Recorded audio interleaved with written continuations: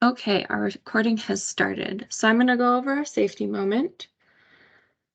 Um, this is just a couple safety notes of things that or activities that people engage more in during the long and warm days. So I'll just dive into them. If you're using ladders, please remember to set them up securely and definitely let someone help you.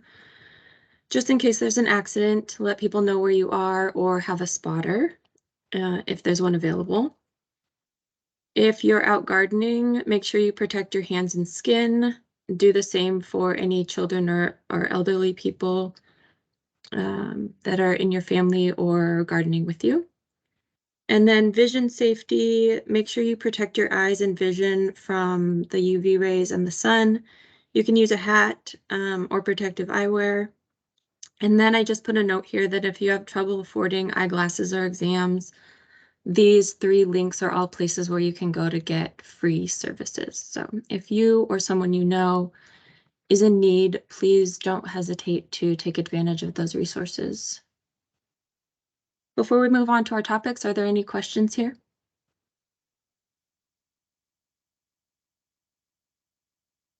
Okay, great. So for our first topic, this will be presented by Tomas Morrissey, and I will advance the slides when you are ready. All right, good morning, everyone. I'm Tomas Morrissey. I'm an analyst on the IRP team.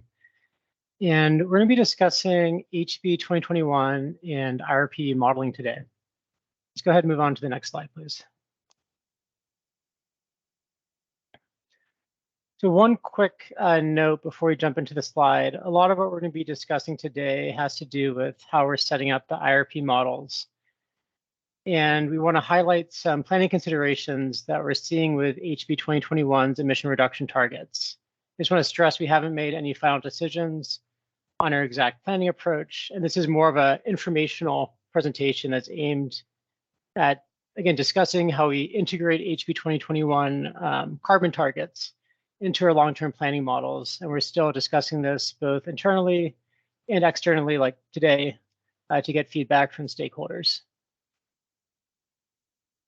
So with that, we can jump to the next slide, please.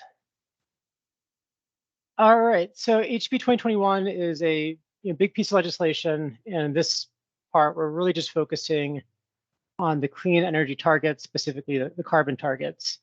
And for those of you who might not be that familiar with the rule, HB 2021 sets targets of an 80% reduction of our carbon emissions by 2030, which for PGE translates to 1.62 million metric tons.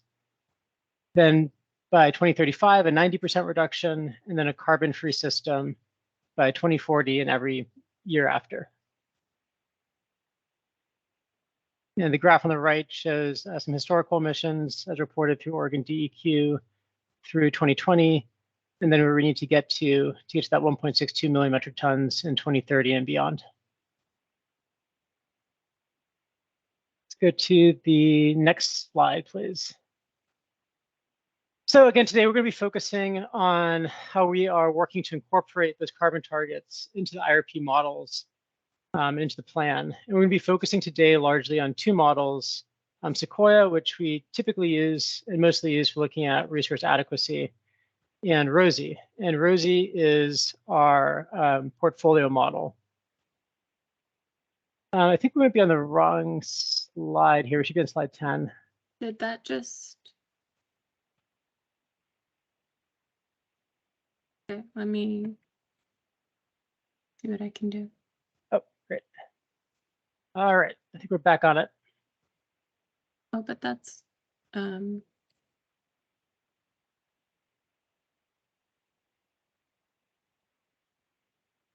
think this is the right slide. It says Sequoia and Rosie and 2019 update model configuration. Yeah, but I thought that header was supposed to say 2023 model configuration. Oh, no, that's later on. Oh, okay. So this is how we set up our models for the 2019 IRP update. Okay, sorry about that. Thanks. Oh, no problem. And so for that document, we use Sequoia to do largely 2 things. it calculates proxy resource ELCCs. So that means it's looking at, say, like new wind resources, solar resources, batteries, and gives us a value we can use to assess the capacity those resources contribute to the system. And it also determines the system capacity needs. So it tells us how many new resources in terms of capacity we need to acquire. And it's feeding that information into Rosie. And Rosie as a model does portfolio optimization. So Rosie is getting inputs from Sequoia on these two items. It's also getting price input, costs of resources, and so on. And Rosie then optimizes and builds a preferred portfolio of resources to go forward. Let's think of a question on the chat. So 2 notes. Marie Barlow noted that the slides don't match the presentation posted to the website. We did move one slide around. Slide 9, we had kind of out of order, so we moved it back up into order in the slide deck. Sorry about that. And we have a question about what is ELCC. It stands for Estimated Load Carrying Capability. So effectively, it's a value that we give to resources to let us know how much they help us meet our capacity needs. So for example, if we had 100 megawatts of a proxy wind resource, we might run it through the model. The model might tell us, I'm going to make this up, it has a 25% ELCC. So that means for every 100 megawatts, or at least for the first 100 megawatts of the wind resource, it would be reducing our capacity need by 25 megawatts. So it's a way to value the capacity addition of new resources.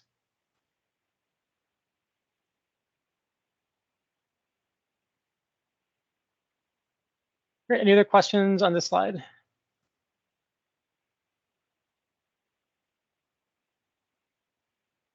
All right, let's go ahead and move on to the next one. So again, we have the two models, Sequoia and Rosie, and this is looking kind of at the guts of Sequoia. So Sequoia is a model we mostly run for resource adequacy, and it's also our most stochastic or kind of random input model. And the way Sequoia works is it looks at a set of temperature inputs, which are shown kind of in the salmon colored box over there, and hydro years, which are shown in the blue box, and it matches that with wind generation, solar generation, thermal generation, and load to create a bunch of synthetic, what we call weeks, that we can evaluate. So when we run Sequoia, one thing I really want to stress in this slide is it's creating a lot of data. Typically, when you run the model, it's creating millions of hours of data, and that can be really useful for learning more about how the system's operating. However, the downside with Sequoia is it runs in these 1 week increments, and the weeks don't necessarily relate to one another. Additionally, all Sequoia really does well is run these weeks for adequacy. It doesn't build new resources or necessarily think about constraints that well. That's more of the job of the other model, Rosie. But we want to include this slide just to stress that one of the big advantages of Sequoia is that it's looking at a really wide range of temperature conditions and also different hydro years and different sets of, again, wind, solar, and thermal generation profiles. You've got another message in the chat. Do you want me to read it? Sure, go ahead and read it. Okay, so Craig asked the question, what is the amount of coal curtailment and associated electric loss that you are projecting forward? How would you propose to meet that demand with renewables? So on the coal side, we don't really have coal curtailment in the model. The only coal unit we still have an interest in is Colstrip units 3 and 4. And we're assuming that those units are gone after 2025 for our modeling purposes. As far as meeting future need with renewables, that's kind of what we're going to be getting into a bit more today. And that's really, to some extent, the big job of the IRP. Going forward, our options for new resources are, generally speaking, carbon-free resources. So that's going to be the big part of the 2023 IRP is meeting future resource need in a carbon-free way.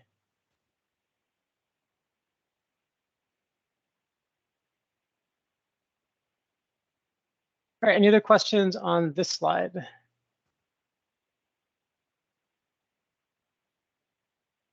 right, let's go ahead and jump to the next one then. So for the 2023 IRP, we do need to incorporate the carbon reduction targets through HB 2021. And again, we're largely doing it through these two models, Sequoia, which is typically our adequacy model that provides a lot of detail, but it doesn't build new resources, and it runs in these weekly chunks. And then we have ROSI, which is your capacity expansion model. And while it considers a lot of different inputs, it runs in more of a yearly time step, so it doesn't have quite the detail that Sequoia has. So we engaged with E3, a consultancy, some months ago to help us use these two models to make sure we're meeting the HB 2021 carbon goals. And they had a couple of suggestions. One of the first suggestions was to link the weeks in Sequoia together using common factors like temperature year or hydro year. And that lets us use Sequoia to generate information on and study carbon emissions. And they also suggested using data out of Sequoia to help inform the ROSI model. So again, ROSI is really good at creating these resource portfolios, but it's not quite as stochastic as Sequoia. So what we're going to be doing, and we'll explain this more in the next couple of slides, is using some of the information in Sequoia to help inform ROSI of carbon targets and maybe to adjust the carbon target inside ROSI. Let's go ahead and jump to the next slide, please. All right, so this is at a high level, and we'll dive into exactly what we mean by that very bottom part on the next slide. That looks like you have a hand up.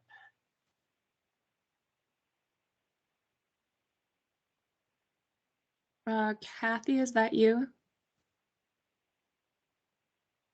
Sorry, I just wondered how climate change got incorporated in these models, and especially it turns out that we had another heat dome that the peak was actually on the same day as last year. And so things like that probably have to be factored in as being regularly occurring. So averages over extended periods may not be sufficient if you're really having to worry about your peak days. Yeah, that's a good question. It's a multi-part answer. On the load side, so the demand side, the load forecast that we build into the model does have a climate change kind of trajectory built into it. So we're expecting more hot days going forward. It's an increase in the modeling term in cooling degree days. So more days where you need air conditioning and fewer days where you need heating. We've also engaged with another consultancy to take a look at our modeling setup and make some suggestions on how to better incorporate climate change in the IRP. We haven't gotten their final recommendations yet. So right now, I think the biggest item we're doing is incorporating that increasing warming trend into the models. We do, when we look at the Sequoia model, we do look at a really wide range of hourly data and hourly load inputs. And we are now including the 2021 heat dome in there. So if you look at our demand profiles, you do have at least 1 year in the profile where it gets extremely hot in June. Well, we were up to 99 degrees a couple days ago. Yeah, which is not quite as bad as the 2021 one, but was 22 degrees above average. Yeah, it's pretty strange for June to be in the almost 100 degrees. Okay, thank you. Thanks.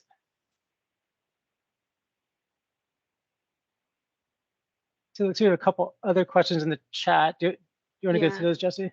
Yeah. So the first one from Elizabeth is, shouldn't Sequoia also look at the most extreme weeks? Yeah, it does look at the most extreme weeks. It looks at it kind of looks at all the weeks. That includes the most extreme ones. You don't necessarily want to oversample the most extreme ones, or else you'll be creating a capacity need that's too big. So if all we did is look at the absolute worst weeks, our capacity need would be a lot bigger than if we looked at all the weeks. But we are looking at the full range of weeks, including the most extreme ones, like what happened last June. And then we have one from Craig that is, what is the total energy requirements or / needs of IOUs or investor-owned utilities in the region, minus the 49 average megawatts you get from BPA. And I think that, Craig, you're saying that the source of those numbers is the BPA fact sheets from 2020. That's an interesting question. I'm not sure what the total IOU requirement is for PGE. Our annual energy need is kind of ballparky 2,100 average megawatts, and we see that growing going forward due to both load growth, kind of organic load growth, and also electrification of vehicle and otherwise in the next 10 plus years. But for IOU aggregate, I'm not positive. If you're thinking of the region as Oregon, Washington, Idaho, and Western Montana, the Power Council would probably know that because they study the region as a whole. We tend to focus more on our service area. If I look at the region as a whole, I'm blanking on the average energy actually. So that'd be, I think it's around 20,000 average megawatts, but that includes the publics. So I'm not sure what it'd be for just the IOUs.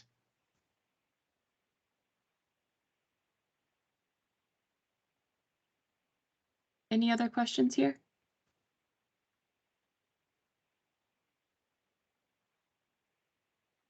Okay. Are we still on this slide, or do you want me to move forward? I think we're still on the slide.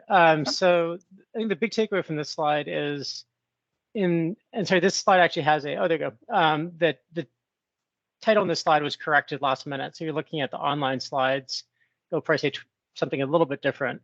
But this is how we're proposing to run the IRP models for 2023. So the top two parts, the way Sequoia runs, is still the same in terms of how it is going to run to determine resource ELCCs, or again, their capacity contributions, and system capacity needs. And we'll be passing that information along to Rosie in the same way it ran for the 2019 IRP update. The big difference this time is Sequoia will be also looking at emission constraints, and it'll be passing those emission constraints along to Rosie as well. So now when Rosie is solving, it won't just be thinking about our capacity need and the capacity provided by new resources. It will also be thinking about our carbon needs and how new resources can help get to our HB 2021 carbon targets. And we'll take a look on the next slide about what I mean by the information on emissions that it's passing on to Rosie. Let's go ahead and jump to the next slide. Great. We have a hand up, it looks like, though. Yeah, I see Marie, you have your hand up. Yeah, my question was on the last slide. I am curious, do either of the models sort of evaluate, because I assume so you're putting in the emissions constraints to meet the goal, the targets in HB 2021, but do the, is there any way for the models to look at like what would happen if PGE can't meet those requirements, like what the alternative would be? I don't think I fully understand the question. Can you elaborate on that a bit more? Well, so if you're trying to meet that like 2030 emissions reduction goal, but like the model is selecting like a wind resource in Wyoming or something, but there's too much of a transmission constraint to actually get that to market. So is there any way that the model can like account for like what else like would happen in that case? In that specific example, not really. We are going to be accounting for, and this is what we're talking about in the next slide, how weather variations impact our ability to meet the goals. I don't think right now we're trying to look at transmission availability. I think we'd want to be selecting resources in the model that have sufficient transmission that they're able to provide the energy needed to get to the HB 2021 goals. If I can jump in here as well, that's a great question, Marie. Our job going towards our, March 31st filing is to basically answer that question in a way that complies with HB 2021. So we are evaluating the resource options, layering in transmission availability, and the HB 2021 emission reduction targets. Those are all flowing into our models, and we're trying to determine what is the best set of resources. And so that will be the answer to the 2023 IRP question. We are building up to that, but there's going to be a lot of work between now and then to try to answer that really important and difficult question. So not really answering your question, but I guess saying it's the right one. I hope that helps. All right, I'll stay tuned. I've got another question in the chat, if I can read that off for you real quick before we move on. Sure. So Elizabeth asks, does HB 2021 require the natural gas burning plants thermal to be dropped at a certain rate? You show Sequoia with and without thermals, but you don't show the rate they are dropped. Yeah, and the not really is the answer. So HB 2021 sets carbon goals, and we have to operate our system inside that budget. So for 2030, that budget is 1.62 million metric tons. But you might have some hours where your thermal fleet is running at 100%. You might have hopefully a lot of hours where your thermal fleet is running at 0%. And the trick is you have to make sure that over the course of the year, you've acquired enough wind, solar, storage, CO2-free resource in general, that you're staying underneath that carbon budget. And it's really Rosie that's making the determination of, are you staying underneath that carbon budget? As you get further and further out, and we'll talk a bit more about this in our next slide deck, it does get more challenging because your thermal availability does start declining. And again, we'll be talking a bit more about that, I think, in the next presentation. But for kind of the 2030 setup, no. And then there's a question, Kathy asks, how do you take into account that as more states have emissions limits, there may be more competition for low or no carbon resources? That's a really good question. And that's something we've talked about a lot internally about, well, what's the market going to look like? If you buy from the market, how clean will it be? I think Seth also has an answer. I don't know if you guys want to tag team that or not. Yeah, Seth, do you want to jump in?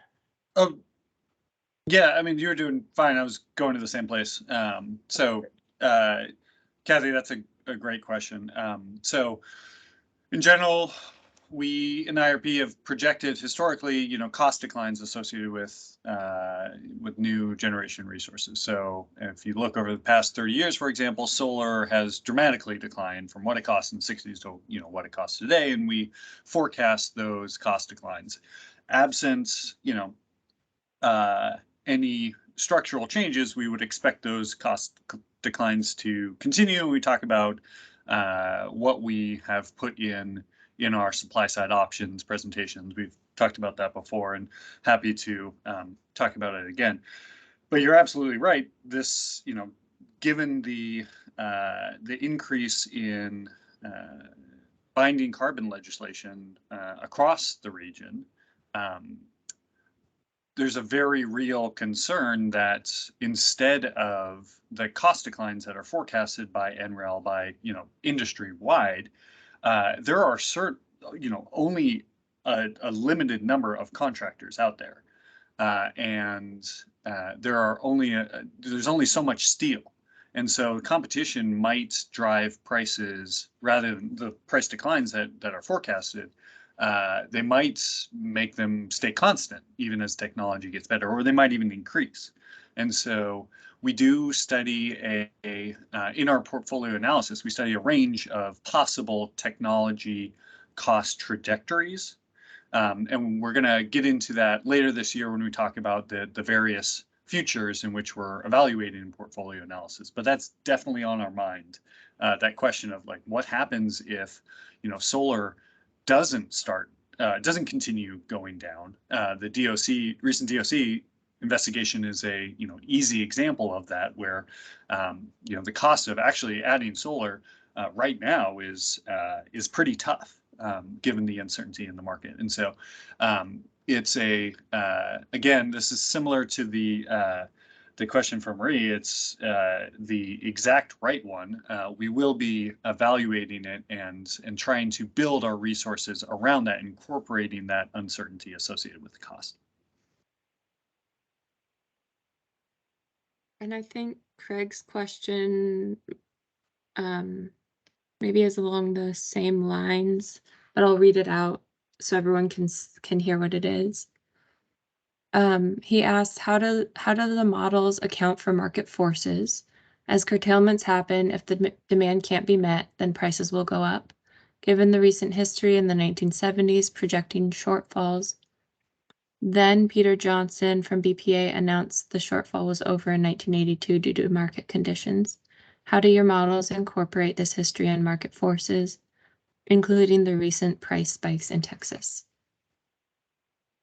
So on the market side for the capacity model, that's an input into the model, and it's actually the focus of our final presentation today. So maybe we can hold that one for later. But we do have a kind of a market node in the model, and the model can go to the market and buy power under certain hours, but we're the ones who set the node. It's not like running the whole list or anything. We have to inform it of what that node looks like. Okay. And then Elizabeth, so there's another question from Elizabeth, but I'm not sure if we answer this question later on. Tomas, do you see what she's asking? Yeah, it's do we buy energy by long-term contracts to lock in low carbon resources? And the answer is yeah, we do. We have so right now, for example, we have contracts with a number of mid-sea utilities and also a bondable contract. And the mid-sea utilities are, they're hydro contracts, so they're carbon-free. I think the bondable one is almost carbon-free. It's an extremely low rate that bondable gets assigned for carbon. So we do have that in the model. Typically in the IRP, the way it works though is when contracts expire, we assume they go away and have to be replaced by something else. In practice, there'll probably be some level of competition between those contracts and your resources. But yeah, it's something we do look at. Okay. That was, I'm sure there are more questions coming, but I'm going to move us along in this presentation so we make sure we meet the timing, and then we can maybe come back to some of these questions that are popping up in the chat now. Great. So I'm going to move you to your slide 14 and just awesome. I'll keep watch on the chat here. So as we mentioned in the previous slide, we'll be using Sequoia to look at emissions in our system, and we'll be passing information about those emissions onto Rosie, and then Rosie builds the portfolio. And what we mean by Sequoia examining emissions is emission variability.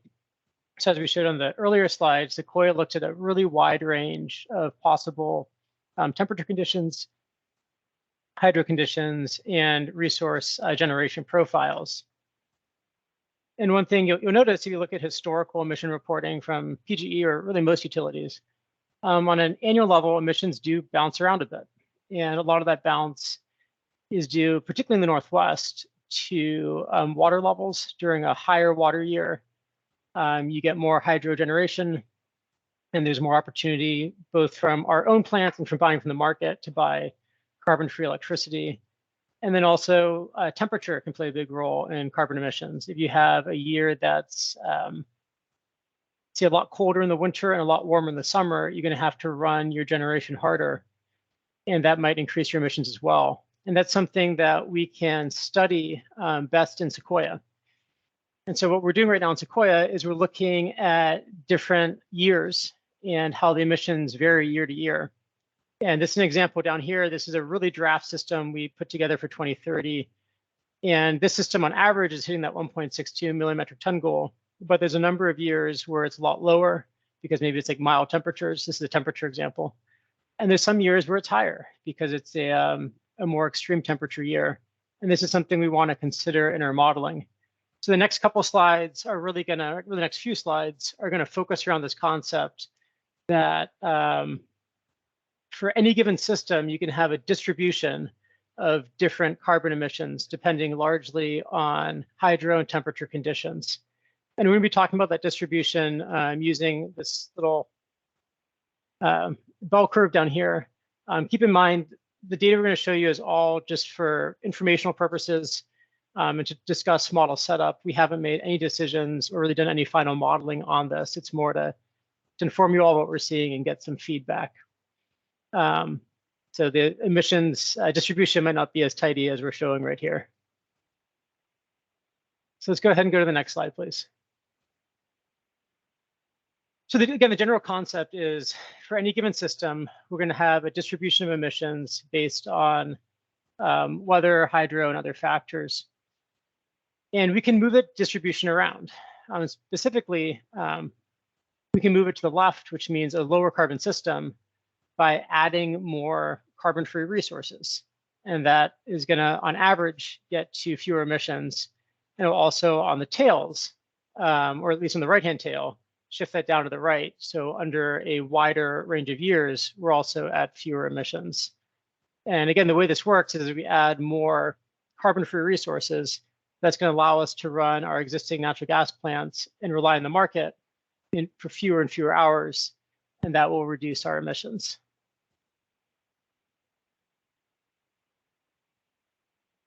Let's go ahead and jump to the next slide.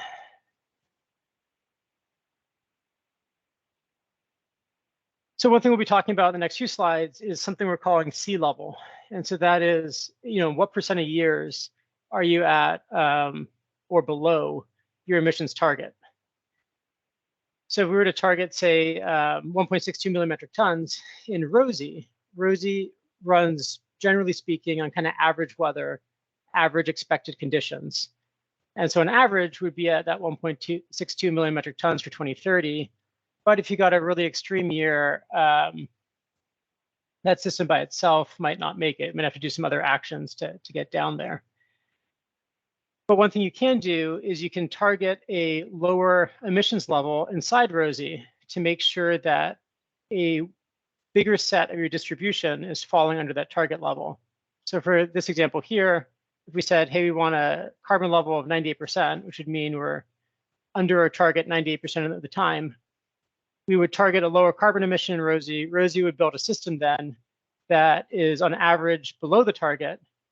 And that gives us headroom for extreme weather or low water years to make sure we're under the target as well.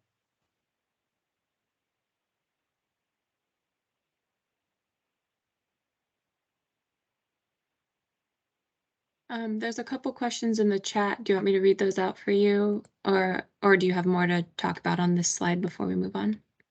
Sure, we can do that. Okay.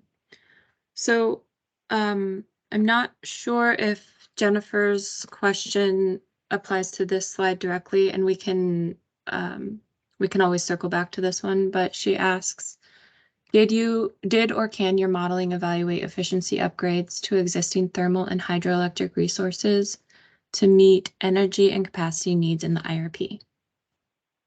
It probably can. Right now, upgrades aren't a resource that we're evaluating in the portfolio, though. That's not something we're looking at in the portfolio at this time for modeling. Okay. And then the next one's from Kathy. The question is, are you planning on carbon capture and sequestration for your natural gas after 2040? And if this isn't, I wasn't sure if this was about this slide and specifically or a general question, so we can also come back to this. It was the previous slide. Oh, okay. Slide Took 15. me longer to type it. We're going to be talking about that. Relying on existing natural gas plants. Yeah, that's really more. Yeah, I'd say that's really more through the 2030s. Not zero emitting. That's correct, and that's largely. I guess that statement is largely more from modeling through the 2030s when we still do have a carbon budget. For 2040 and beyond, we're going to be talking about that expressly in the next slide deck, and what we're going to do for IRP modeling to capture 2040 and beyond when we're at zero emissions. So if we can hold that for the next presentation, that'd be great. Okay. And then Cecilia has a question that says, wondering if you can provide the sources of emissions factors used to calculate the carbon emissions in the models and information on when these are updated. That's a good question. And I believe right now we are working to better align our models with Oregon DEQ reporting numbers. So long term, we hope it's going to be Oregon DEQ. Okay. And I think that's all that's in the chat right now. So, and I know you were on slide 16. Should I move to 17? Yeah, why don't we go ahead and move to 17? Hey, before we do, just to follow up on that answer, Cecilia, yeah, so we are going through that process to make sure that we are aligned with the DEQ process, but DEQ process only looks at actuals. And, you know, in the long-term forecast, we have to make some sort of forecast of that natural gas emission rate. And we'd be happy to share that with you if that's of interest. You know, that the emission rate is going to be a function of the usage. And so it's a pretty complicated question, the more precision you try and get out of it. We can give ballpark ranges real easily, but when we get down to the you know, the final determination of what those, how we're going to be operating those natural gas facilities when we do have those carbon budgets in place from HB 2021, it gets a lot trickier. And so happy to provide you know, either the ballpark or the, you know, the exact numbers when they're available. But in general, we're going to get as, you know, as close as what we use in the DEQ process. So if you are interested in that, Cecilia, just either type in the chat or you can email me at irp@pgn.com and we can follow up with you. Great. Sorry, I was having trouble unmuting, but yeah, thanks for the answers. I was just interested in where the emission factors were coming from because it is a very complicated process, as you said. So thanks.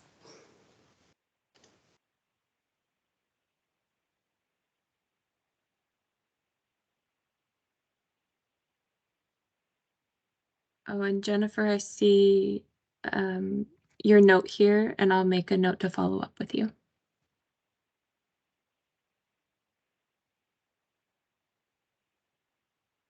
All right, so hopefully the big takeaway from the last couple of slides is the way we're setting up the models is Sequoia, it's really stochastic, is going to examine and help determine a range of possible emissions, which will then be fed into ROSI to make sure that ROSI is hitting our desired sea level and making sure it's hitting the carbon targets under the percentage of years that we end up figuring out is appropriate. We haven't yet decided what that sea level is, and we'll talk a little bit more about that in a couple of slides. But again, the big concept is Sequoia is much better at evaluating the impact of temperature and hydro on carbon. And so we'll be using that model and that analysis to then influence the target that flows into ROSI for HB 2021 modeling. And one thing to note is as we want to get to a higher and higher sea level, so meet carbon constraints over more and more of the distribution, that does require an increase in resources. Let's jump to the next slide. In the past, this is kind of a FYI, if you see material out of like the 2019 IRP update, which is this graph here on the right, and really most planning material I've seen from most organizations in regards to carbon, people typically use a C50 level. So when people are talking about their emission trajectories, typically they're saying, you know, this is what we expect our emissions to be under expected temperature and hydro conditions.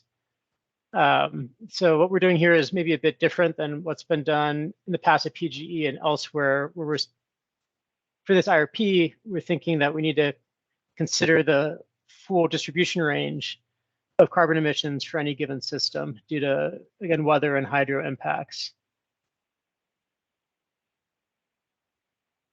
And let's go ahead and jump to slide 19, please. So we're still noodling on this, and it's determining the appropriate sea level. And while we'll eventually choose a reference case sea level for the IRP, we're also planning to model a range of sensitivities to look at the trade-offs. And the trade-offs are, getting more of the distribution under that target level versus the cost of building additional incremental resources. And then secondly, we're still working on refining our carbon accounting methodology to best incorporate our DEQ carbon reporting processes. And as emission constraints drive resource additions, any updating will affect the quantity of resources required across all sensitivities.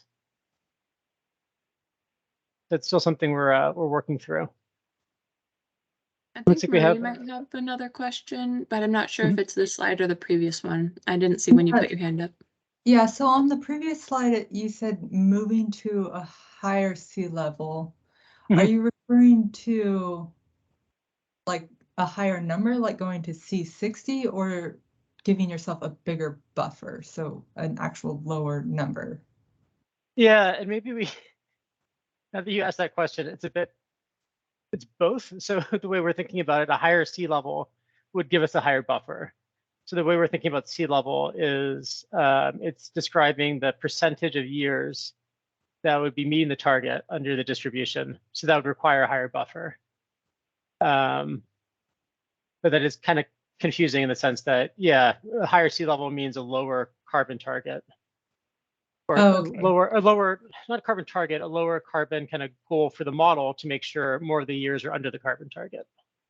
Yeah, I'm looking back at the previous slide with the graph, and I see it's flipped. So 98% sea level gives you a bigger buffer. Yeah, okay. And that's a good way to, I think that's a really good term, buffer, to use in this. It's kind of building in a buffer to ensure that under more extreme conditions, either low water or extreme temperatures, we're still under the target. Yeah, thank you.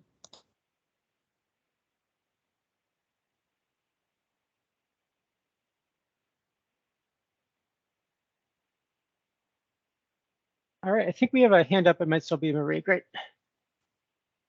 All right, then we can move on to the last slide. And the last slide, to some extent, is also a lead into the next presentation, and that's about thermal generation.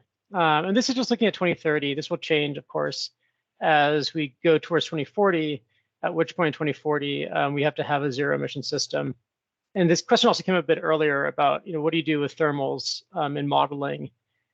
And I just wanted to reiterate that HB 2021 is an annual carbon rule. So in any given hour, you might have your whole thermal fleet running, plus you're buying on market to maintain adequacy, as long as you're balancing that out in other hours of the year by not running your units, running them at very low levels. So this is just an example of that. Again, it's very draft, the draft 2030 system. And in this example, we're using our thermal fleet a lot more in the winter. But then when you get to the spring, it's effectively, on average at least, at a zero generation level. So you still do get thermal utilization in 2030 and in the early 2030s with the HB 2021 carbon targets. You just have to make sure that an increasing number of hours are going to be renewable, so you can offset when you're running your thermals later on in the year. And we can go to the next slide. All right. So Any other big, oh, go ahead. I was just gonna say, were there any questions that I missed in the chat that anyone wanted to direct my attention to, or like Tomas was just about to say, are there any follow-up questions from any of his slides?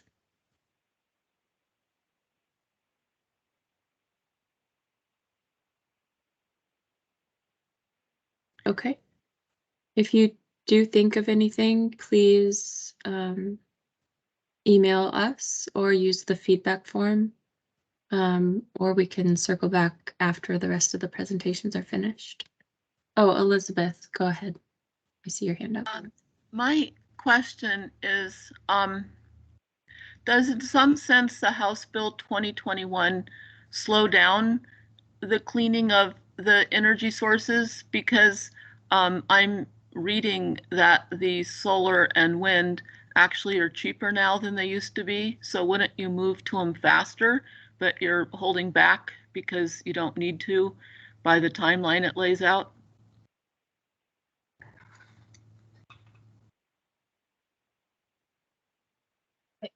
We're not currently seeing that in our modeling. If I mean, we do least cost planning, so that ends up being, if it ends up being least cost to get greener faster, we'll definitely do that. There is a cost cap associated also with HB 2021. But yeah, right now we're definitely aiming to meet the HB 2021 carbon targets. But if it ends up that the portfolio is a bit different and we end up getting there faster because it's least cost, that's a possible outcome as well. It's the targets are a carbon ceiling, not a carbon floor. Okay. It's also, if I could jump in as well, it's also important to remember that renewables do show and have been showing consistently a lower levelized cost of energy, meaning they are, on average, over the lifetime of a project, cheaper generation than your thermal resources. And so there's certainly an economic push towards that. Absent any regulation, you would see much wider if utilities are being economically rational, you would see a much wider adoption of renewables.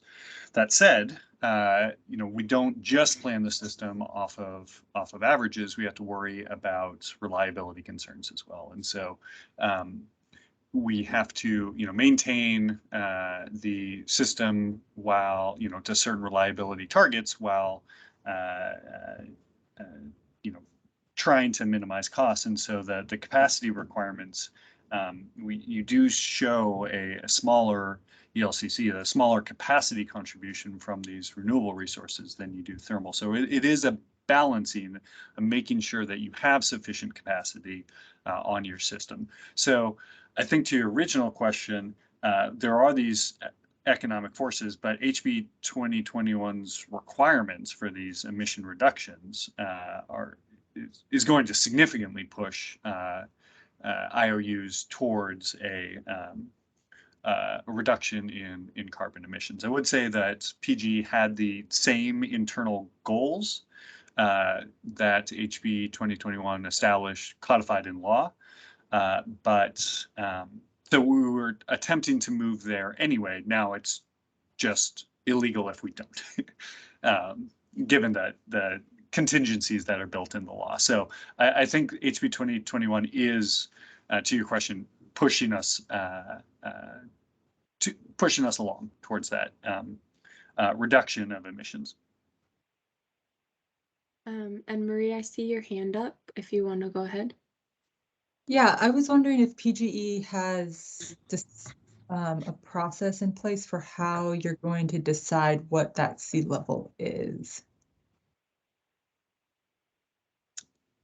Yeah, so another great question. So the thought is that we're going to, the goal today was to introduce this concept. We've talked to many of stakeholders on this list about just this issue as it, puts a change required in our modeling process, and we've been working through that so far. And so now the next step is to, make a determination of what is the appropriate level. And so I think with all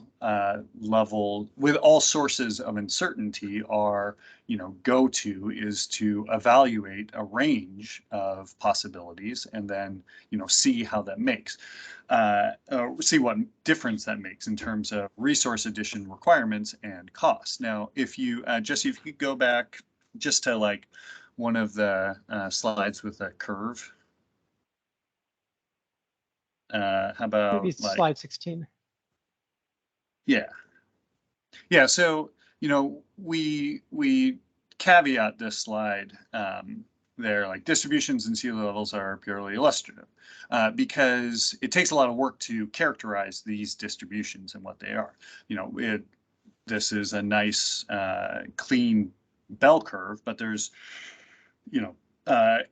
no indication that it's symmetric, and there's no indication like the width of it. It could be that we're talking about a very small distribution of emissions. It could be that we're talking about a very wide distribution, and so the sea level, the impact of the choice might, our results might be extremely sensitive to that. So you move it 1% and we have, a large percent increase in resources and the associated rates, or it might be small. And so we are evaluating what the sensitivity is, and that will help inform the choice. Now, the choice of specific sea levels to study, and that will be iterated upon. But the idea is that today, introduce it. This is a thing. We are going to have to have an answer to this question. We are working on it now. We will come back to this group to decide what's appropriate for the 2023 IRP, and what's appropriate going forward. I think we're going to be talking about this for the next 7.5 years. This is just, given HB 2021, the language in it, this is our reality, and we have to deal with these distributions and the solid target line. And so we're gonna be talking about this a lot. Okay, thanks. And then I have a question from Craig in the chat, and then I'm going to move us on to our second topic. So Tomas, Craig is asking, why do you think renewables will stay cheap when the marketplace will pay more? And perhaps, I don't know if we want to hold that question for later or if we can answer that at the moment, but go ahead.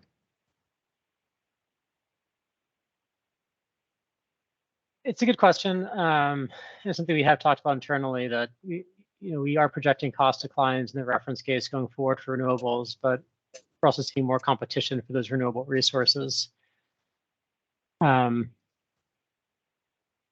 We do look at a range of different kind of costs, if that makes sense, in ROSI. So it has different, I think it's called like technology advancement cases, which effectively decreases or holds steady the price of new renewables. So we'll have at least some risk analysis over what the costs do. I don't know if we have any increasing cost scenarios in there, but it's a reasonable question. Hopefully the marketplace will respond to the higher need, and we'll get back to cheap prices, but that's kind of a guess. It's a forecast.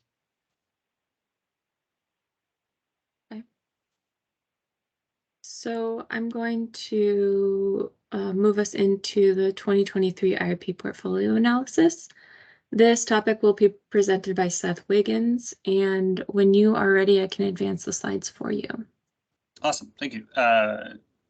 Yeah, I'll be talking us through this. If there are any really hard questions, I'll get Tomas to answer them. So if you could go to the first slide, please. So we're talking about portfolio analysis, and we've talked about it a little bit before in roundtable settings, but just want to level set that the IRP, just as a whole, as a thing, is an exercise doing two things. First, you estimate your system needs. So you've got all of your contracted resources and existing resources, your basically existing resource stack. You calculate the difference between that and your forecasted load growth. So what is the difference between your demand and supply over a 20-year period? We look at these a couple different ways. So we look at it on like an average energy side. We look at it in a capacity view, and there are applicable regulations as well. So RPS is an easy example there. So we estimate basically what the needs are for the system. That's step one. Step two is figure out a way to meet those needs. So we like the lights to stay on, and so we're going to create a strategy based off of resource economics, resource availability, cost, all of the things that are known about resources. We're going to determine what is the quote best set of resources to add over the 20-year planning horizon. And so this part 2 culminates in an action plan, basically what we do in the near term that supports this longer term vision based off the things that you find in step 1 and step 2.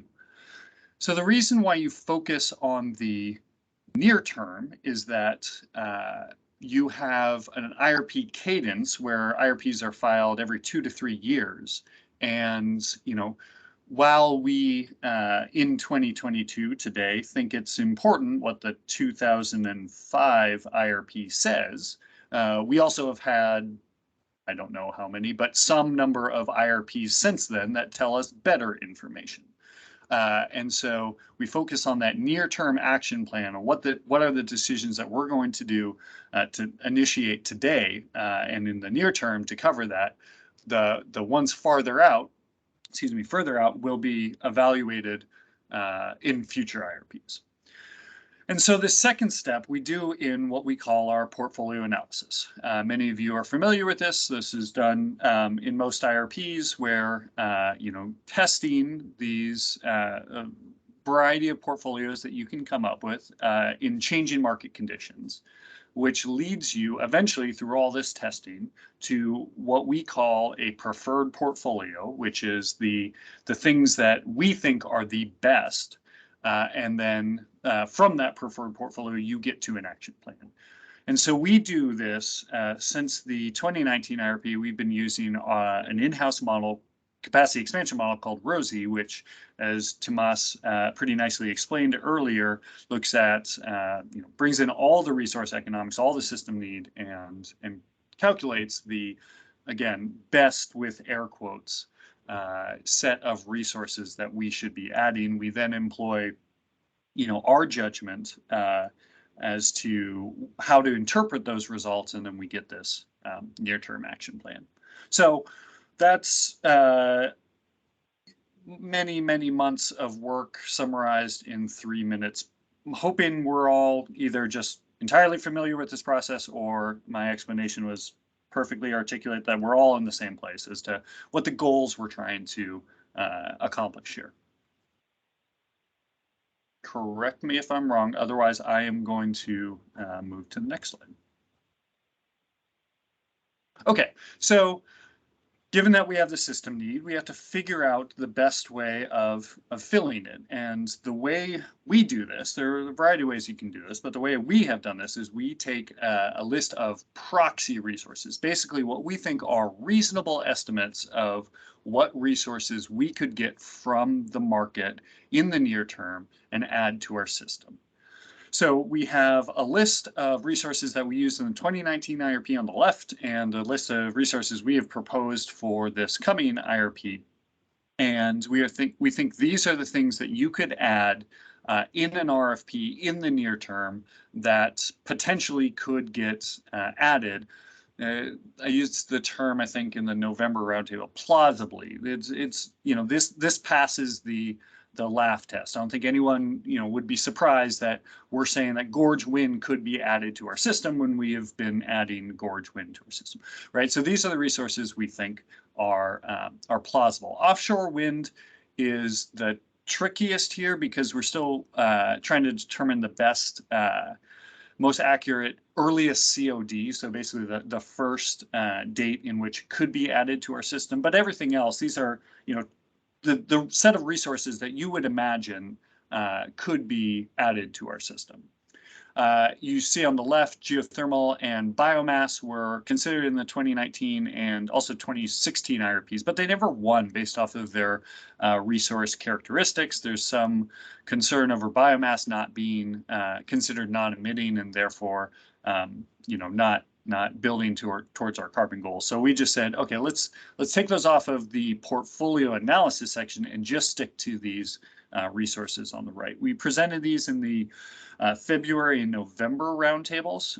So there's a lot more information on each of the resources and why we've selected these. Happy to discuss them, but they're not the point of this presentation. They're just what we're looking at in the near term. Any questions there? Okay, going to the next slide. It's important to note that there's pretty low precision in these outer year resource additions. When we look at the 2019 IRP, or even in a more extreme case, go back to the 2005 IRP, what the resource additions we said would be applicable for today, they're not something that we would be really I guess excited about, not be dependable. So we're even in the 2019 IRP, in the preferred portfolio, we said almost about 4,000 megawatts of Southeast Washington wind in the reference case by 2050. And in a specific future, we saw more than 6,000 megawatts of 6-hour batteries. These are very imprecise numbers when we're talking about the end of the planning horizon. And so the models, we think, they did use the information available, and extrapolating on that made forecasts or made decisions that we thought were informational and useful, but not terribly precise. And while it was sufficient for the commission and others to be comfortable with our near-term action plan, we're not. We didn't have better estimates, but we wouldn't hang our hat on those. It looks like we had a hand up. Yes, thank you. When I'm looking at these two future scenarios, the reference case looks kind of flat to me, and I don't understand why you'd want a flat case when we have electric vehicles coming online, and I don't know exactly what you mean by high tech. Yeah, so thank you for the question. So the reference case, it is growing. The scale makes, or the scale on the y-axis makes it challenge to interpret even the reference case. But these are massive additions. So these are all incremental additions. So up to 6,000 megawatts of new resources building up to 2050. And so that is a massive build out, though again, fairly imprecise as to what the build out should be. The high-tech future was something in the 2019 IRP. It was a specific combination of prices and technology costs. I'd have to get back to you on like exactly what that was, but and need as well. So it was this one specific future. We did a couple hundred of them, but it was pulled out as what we identified as the high-tech future. And what you're seeing there is, I think it was low cost of batteries, which is why you get a lot of green, which are batteries, and high load as well. And so over 10,000 megawatts of resources, and over 6 gigs of 6-hour batteries. So large scale build outs. But the point of all of this is just to say that those 2050 estimates were fairly imprecise, and we're not really confident that that's the right mixture of resources. Whereas in the near term, we're saying, yeah, we should go out. It's in customers' best interest if we go out and do these things today. I hope that distinction helps.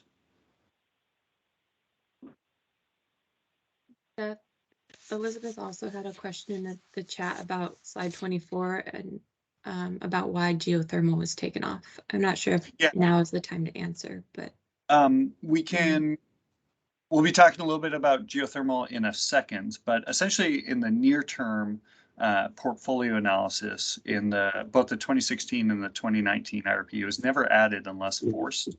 And so given what we see as the low availability in the very near term of the resource, we thought it made more sense to focus on those other non-emitting resources. However, we're going to be talking about the advancements in geothermal in just a second. So how about if in like 4 slides or 5 slides, if that question isn't totally answered, we'll come back to it. Can I ask another question about 24 while you're answering that one? Absolutely. You mentioned solar here, and I'm curious about what kind of solar projects these are. These are mostly in Oregon. Are these are on land that's vacant right now? Yeah, so let me start with answering that. We're just looking at proxy resources. And so our solar resources, these 3 that we have listed here, plus the 2 hybrid solar resources, we think all of them are representations of what we could, the general characteristics that we could get from the market. They're not specific projects with interconnection and transmission characteristics specified like they are in the RFP or are in an RFP. These are just general things that we think are reasonable to build a resource plan around. McMinnville sounds a little bit specific. It also sounds to me sort of like it could be near farmland. Are there projects out there? Yeah, that's a good question. So each one of these points, so Christmas Valley, Wasco, and McMinnville, we have GPS coordinates for what we're thinking of. But it's important to understand that by GPS coordinates, we mean, within 40 miles of here, you would get a general capacity factor. You would have general access to a certain level of transmission and all of those characteristics. Does that answer the question? That's helpful. As much as I'm really desirous of green electricity, I'm also concerned about the competition with farmland. So I'm just kind of wondering about how that happens. Yeah, absolutely. And we've seen very recently down in, I think, Marion County, some pretty heated conflict between solar developers and farmers around substations for developers who wanted to come in. And so we certainly recognize that there is that conflict. I think the competition is less heated in the other sites. So both Christmas Valley and Wasco are away from that, super productive Willamette Valley farmland. But we are considering, some Willamette Valley solar being an option to be developed. Seth, this is Randy Hardy. Hey, Randy. Hi. I would, on your offshore wind case, I'd be very careful. Bonneville hasn't actually haven't put out any studies, but it's looked at the numbers from the NREL October 2021 study, and they're just flat wrong. You can integrate by 2030 maybe a gigawatt of wind on the Oregon coast with modest but not overly expensive transmission upgrades. As soon as you get past a gigawatt, you're into the billions of dollars, because Bonneville has to string 500 lines from the coast directly to the I-5 corridor. So you just need to watch that carefully, because you don't want to get locked into selecting resources where the land-based transmission additions that have to go forward to acquire any quantities above a gigawatt are substantial, to put it mildly. Absolutely. So I keep in touch with that. It's all a rage now in Oregon, but there are some enormous transmission costs. Absolutely, appreciate the comment, and we are watching that closely. There's as you said, there's a number of people that are looking into it right now. I think where we get to at the end of this presentation will satisfy your concerns about that, because we're not considering a COD as of now. We're not considering the earliest COD available for that resource, that offshore wind resource in the near term. Anything in the action plan window. That's our current thinking, and we're going to clarify how we're going to look at resources after that 2030 date later in the presentation. So please do follow up after this presentation if you're still concerned about offshore winds, but I don't think you will be. Okay, thanks. And I'm just gonna pop in here and say, if I keep muting anybody, it's because you have background noise happening and it's hard to hear the presentation. So I'm not muting you because I am trying to be mean to you. I'm just trying to make sure everyone can hear. So I see that I have a question from Craig in the chat, and I have Elizabeth with her hand up. I also want to check in with Seth on the time with his presentation and how many slides he has. Would you like to take questions, or should I hold off on these? Let me keep going with this presentation, Craig. That's a really good question. And how about we'll get to it after we finish this portfolio analysis section. We do have a pretty established process to be thinking about decentralized distributed resources. So let us come back to that. It's an important question, but want to stay focused on this presentation. And Elizabeth, if you want to type your question into the chat, I'll make sure we get back to it as well.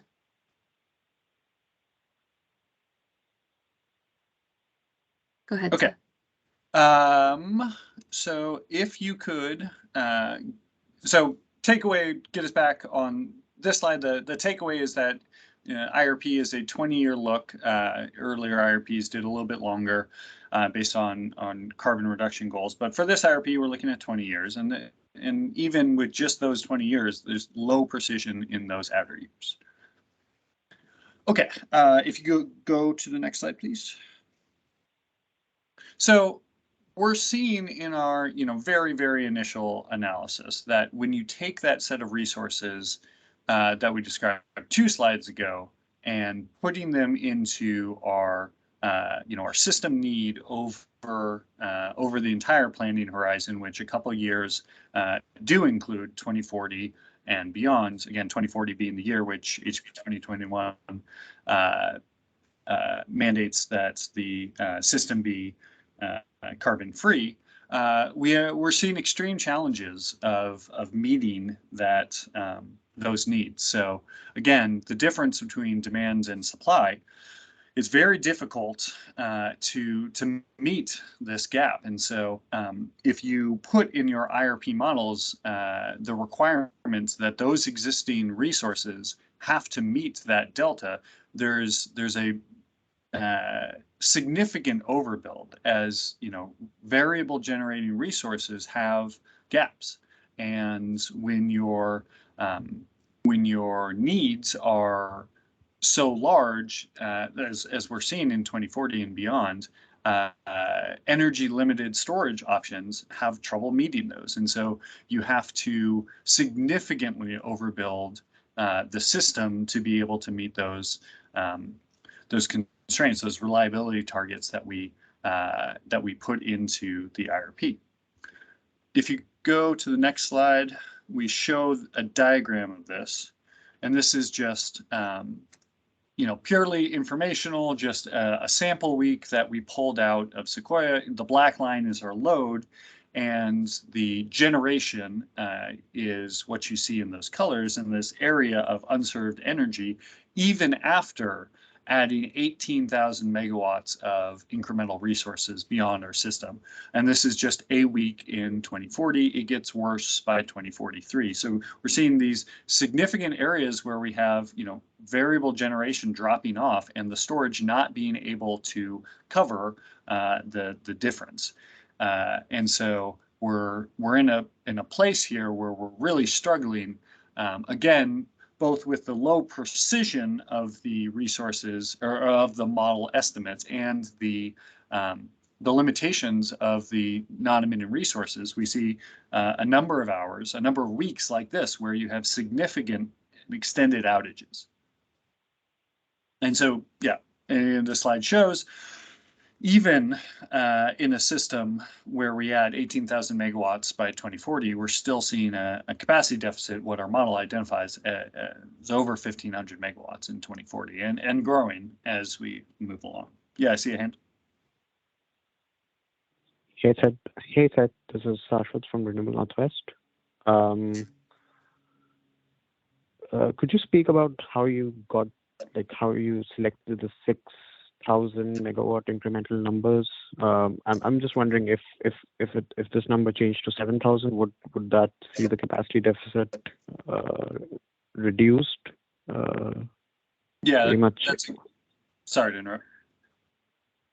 No, yeah, please go ahead. Thanks. Yeah, it's a good question. So, you know, this is very initial modeling, and this is basically Tomas trying a bunch of different numbers and seeing the results. So there was no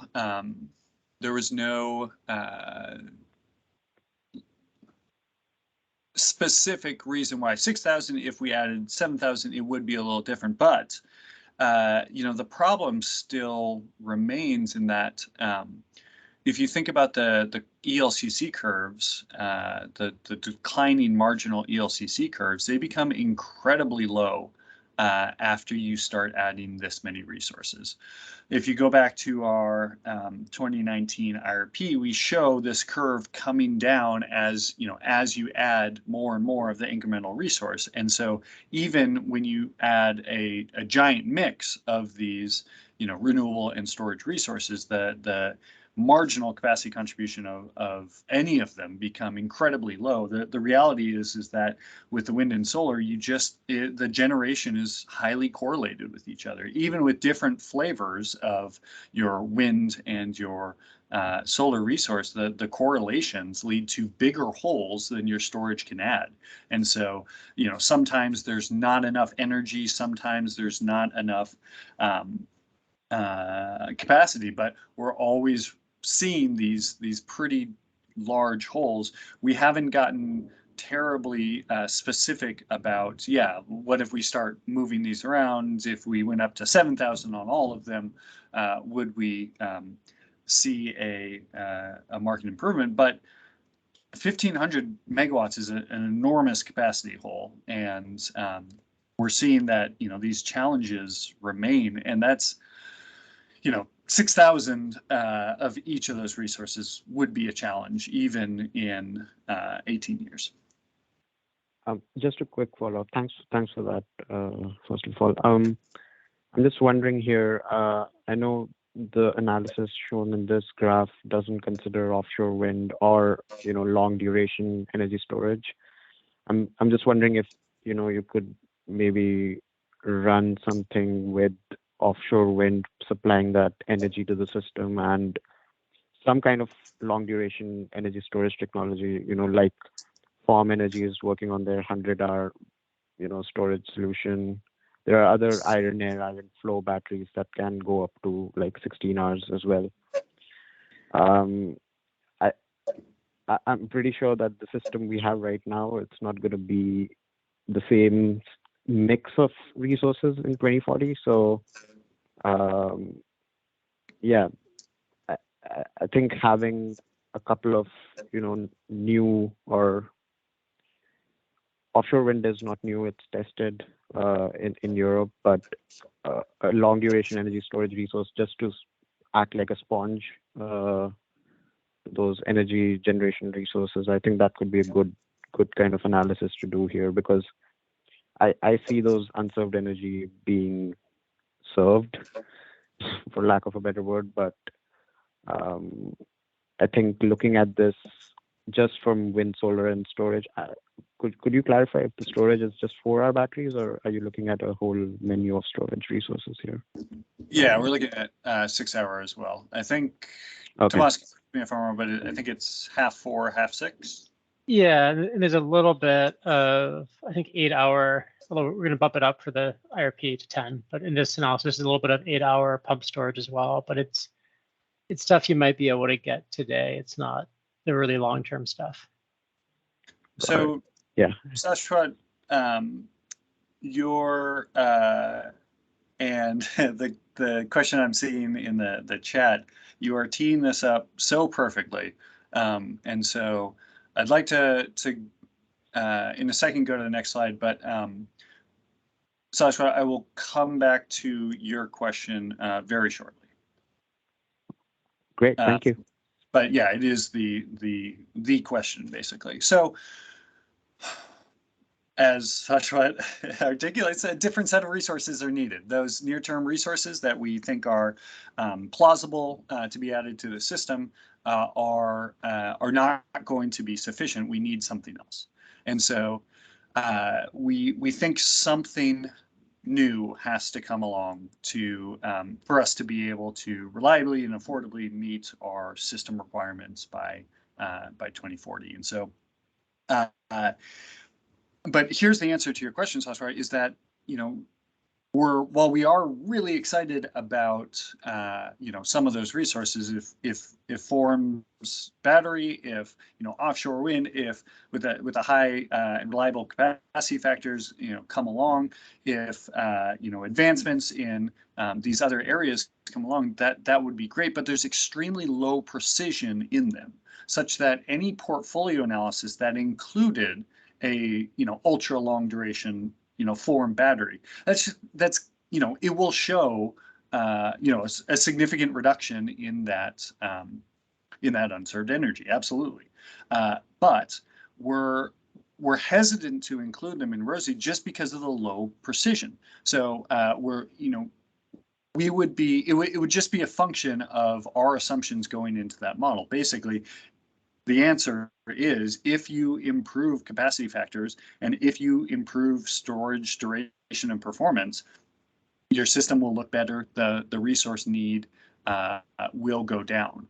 The model, while we'd like to, highlight the benefits and the sophistication of it, it's fairly simple in that, yeah, you have supply and you have demand, and if your supply options get better, things start looking a lot better. But we don't think it's appropriate right now to be putting those into our portfolio analysis, which is a portfolio analysis model, which is just focused on what are those near-term resource additions. And so all of these other things, the list you see on the left, are possible solutions about which we're just not confident that we're going to be able to put into the right characteristics, the appropriate parameters into ROSI to evaluate. And so, when we look at CCS, when we look at hydrogen, when we look at some sort of regional integration, these are potential solutions that we think, could be meeting our need, could be serving that energy once we get to a 2040 system. But there's so much uncertainty around each of them that we're not ready for portfolio analysis. That said, we are looking into all of these as potential options for 2040. I'm sure there are more questions right now, so I will stop. But the presentation, the second piece, actually, you know what? Let's stop that.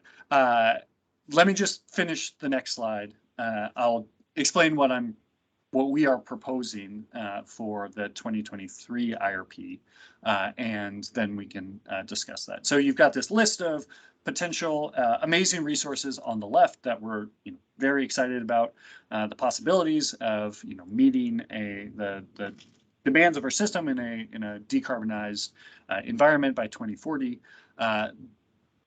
But we're dealing with the reality that the IRP focuses on near-term resource additions. So if you go to the next slide, what we're proposing in this next IRP is that we're going to conduct portfolio analysis, the evaluation of supply and demand with those resources that we showed earlier. We're going to do it the same. We're going to select the best set of those resources in the near term, but we're thinking of de-emphasizing the quantitative results after 2030, rather focusing on a qualitative assessment of those resources shown in the last slide, talking about, okay, there's a lot of uncertainty around, say, hydrogen. What are the costs? What are the known costs? What are the known benefits? And then how else do we need to think about this? What regulations need to change? What infrastructure needs to build up? Go into that, think about it in a qualitative sense, but not make assumptions about those costs, benefits, availability, all of that, and put it into ROSI. So we think this will provide the best set of sort of the best of both worlds. So we will have in the IRP, similar to what Maria was asking about earlier, we will have very transparent and well thought out plan through 2030. So we'll do everything the same. We have the resources. This is what we need to do, given all the known constraints and economics of all resources. This is what we're going to do to get to 2030, our HB 2021 goal by then. But then for those 2040 requirements, what we're planning on doing is taking a more, again, qualitative assessment and a more high-level view of those different options that could potentially get us there. Understanding that, the quantitative assessment of potential incremental resource additions after 2030 has value, but much less so than those near-term actions. So that's what we're proposing. Do everything the same, but then after 2030, talk about more of these long-term, long lead time, long, highly uncertain technologies.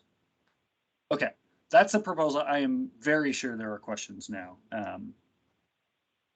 So let me just check here. Sashwat, did you have a follow-up from your original question? I see your hand is still raised.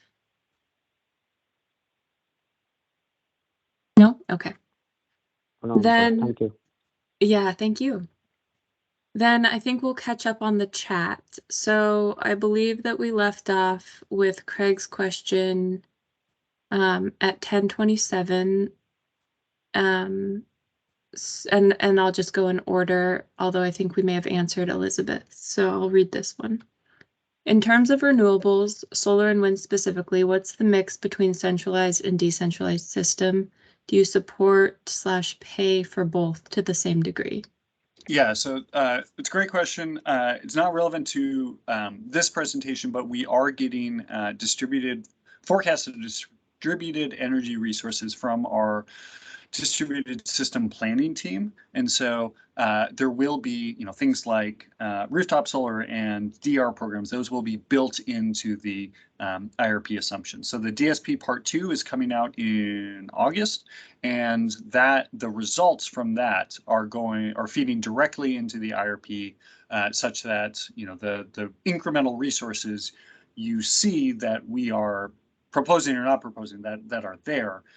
Those will be accompanying all of the distributed resources that will be in place. Okay.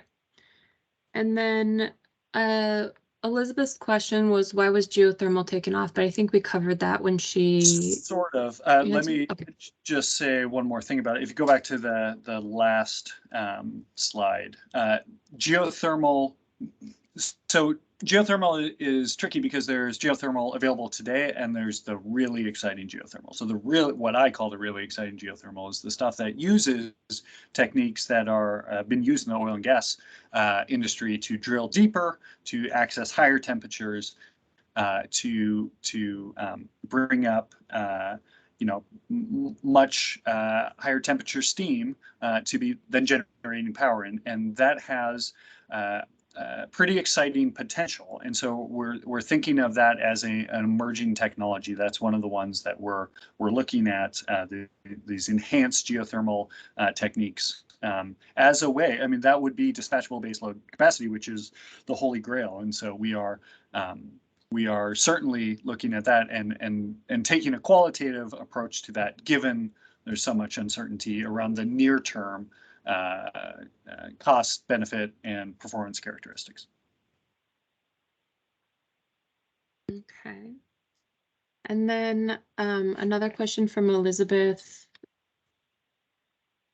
is at a recent presentation, rooftop solar was mentioned to avoid transmission, but isn't shown on slide 24. Yeah, that's a good question. So rooftop, so that's similar to the answer I gave to Craig earlier. That's going to be part of the distributed forecast that's coming in from the DSP. So that is that will be incorporated. Distributed solar, rooftop solar will be part of our generation. Will be part of our calculation when we're looking at supply and demand. And then Kathy asks, and I think you saw this question pop up and may have touched on it, but is there any consideration for hydrogen for peak demands? Strong consideration. Again, hydrogen would be our dispatchable baseload generation, holy grail. That would be fantastic if we could get that system. You know, there are concerns about availability, source of the hydrogen. We're looking into that, and we're taking a very hard look at that because that would be what we need. Great. Another question from Craig, which is when BPA's numbers say that solar provides 175 average megawatts and wind at 1,814 average megawatts, how do you get to those 6,000 numbers? Knowing there are different jurisdictions, yet the differences are huge. I think he's looking at this slide here. Yeah, so I can't speak to the numbers you quoted, but when we're looking at 2040, we're looking at the difference between our supply and our demand when we're seeing, you know, constant and accelerating load growth. We see, and then the lack of availability of our thermal resources in 2040 onwards. There's a big difference, and so this was, you know, you could replace the number 6,000 with our not sophisticated attempt just to say a whole lot of resources. If you put in a massive amount of resources, what happens? And we're still seeing a large deficit. Okay. And then Craig asked, do you consider biomass to be renewable? That's a good question. So I'm really not the best person to answer that, but let me try anyway. There is a difference between renewable and non-emitting, and we're mainly focused on our carbon emissions right now. And so I think the important question is whether biomass should be considered emitting carbon. And you know, there are some in the industry who say it is because, you know, there is carbon dioxide coming out of the stacks. There are some that say it isn't because, you know, on the net, your carbon will stay the same because the plants grow and then they get put into the burner. And so there is debate whether it should be considered non-greenhouse gas emitting.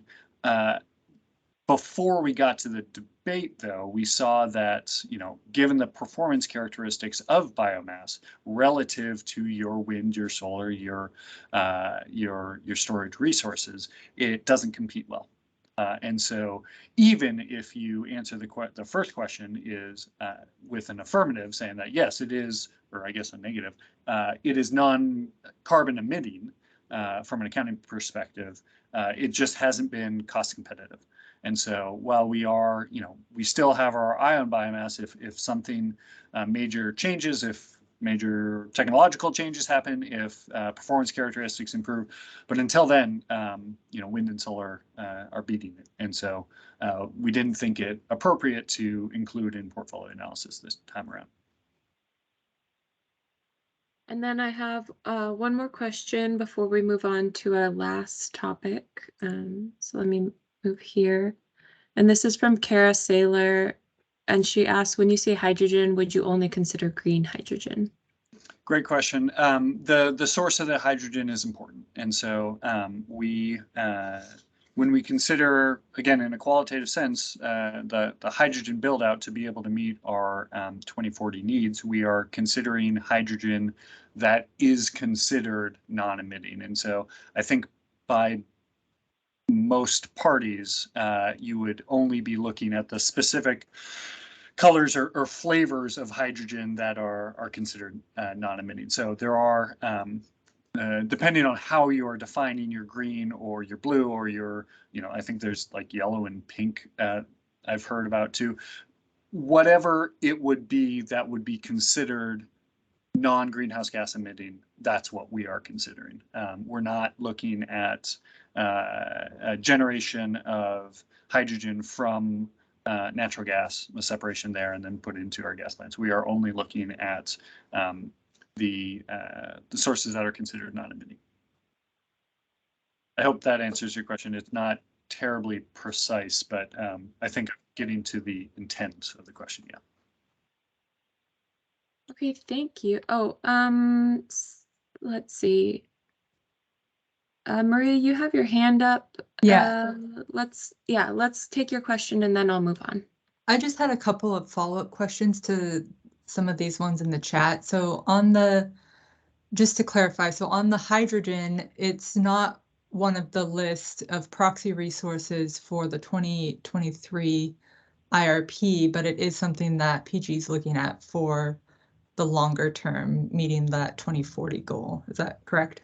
That's correct. So we don't think it's appropriate in our IRP models to be putting in the cost and performance characteristics of certain individual components of a hydrogen network to be selected in the near term build up to 2030. Now, it may be that there are specific commercial opportunities that are available to us that might make a lot of sense for us to go out and get. So I don't want to preclude anything, but in terms of IRP analysis, we're looking, we're thinking of these 2040 resources as what could be sufficient for this massive deficit in 2040. But there might be incremental individual opportunities now through 2030 that are available to us, and so we certainly don't want to preclude that in anybody's mind, but we think it not appropriate to include in our IRP models at this time, if that makes sense. Yes, and then kind of a similar question on that rooftop solar question is, so you are getting a forecast of what you believe people individually making their own decisions will be putting, solar on their roof, but you're not including that as like a potential proxy resource to theoretically acquire more as an alternative to these other resources in the IRP. Yeah, so another great question. Thank you. There's two answers. The first answer is we are getting that forecast. We are putting that in. And basically what we're saying is if your load is forecasted to be just hypothetically 100 average megawatts, we think individuals in our service territory making their own decisions independent of us are going to put sufficient rooftop solar to reduce that down to say 96. Again, all made up numbers. So it's just the individual component of the terms here that we use versus the DSP use are tricky, but basically what we expect to see, that will be taken off the load.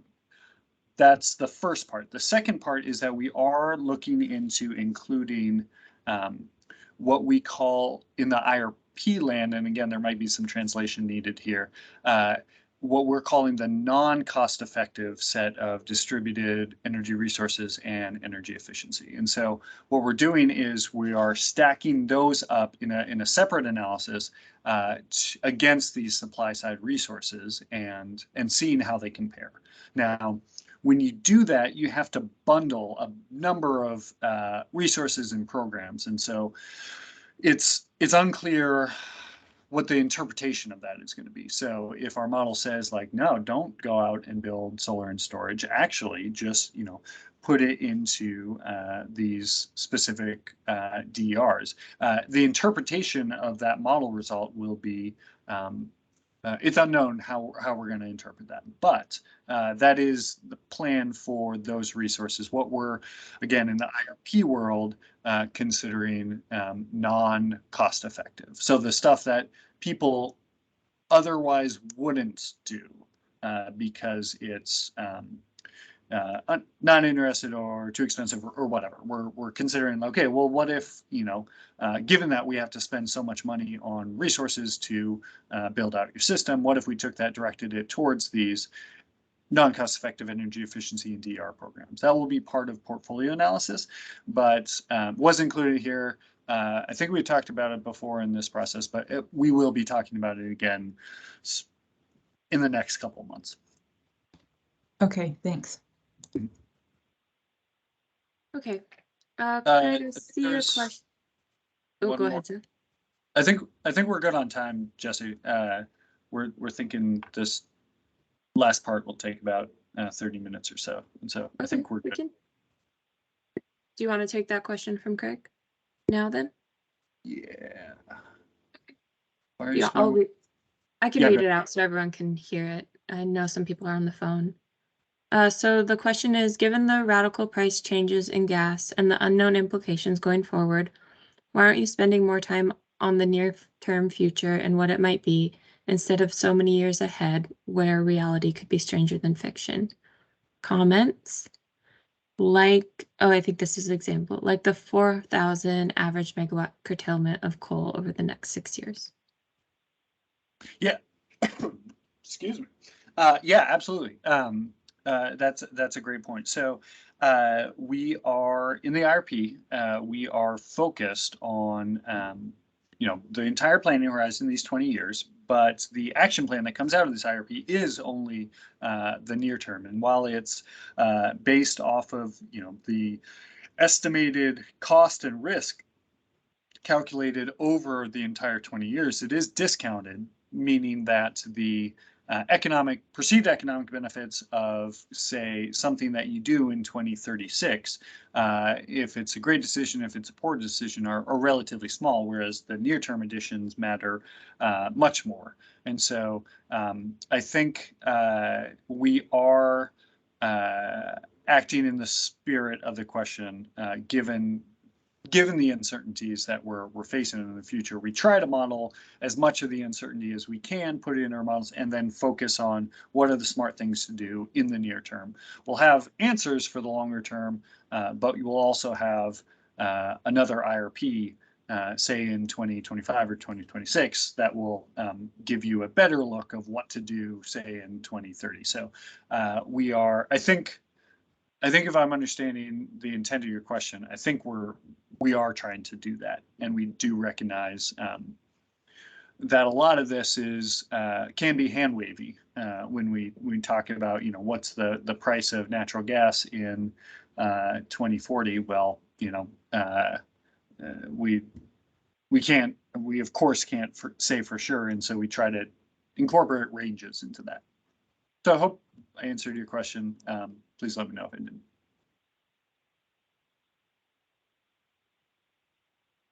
Anything else before I move on to our last topic?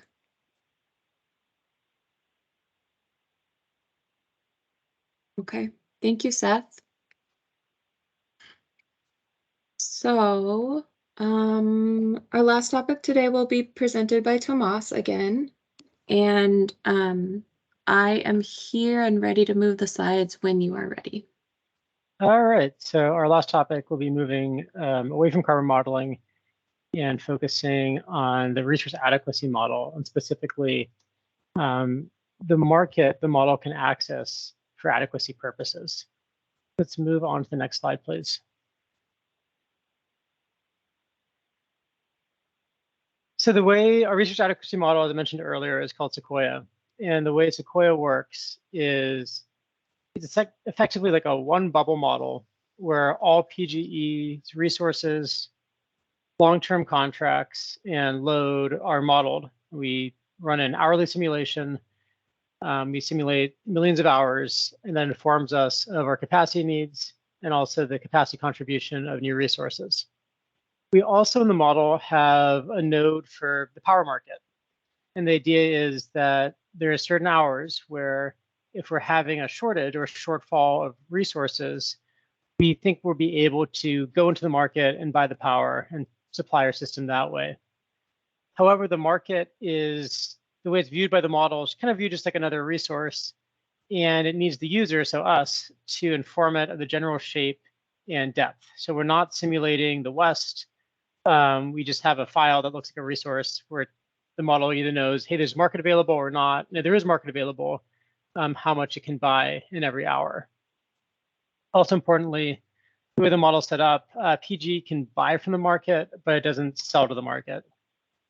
For those of you familiar with the Power Council's classic Genesis model, it's kind of a similar setup to that in terms of market interaction.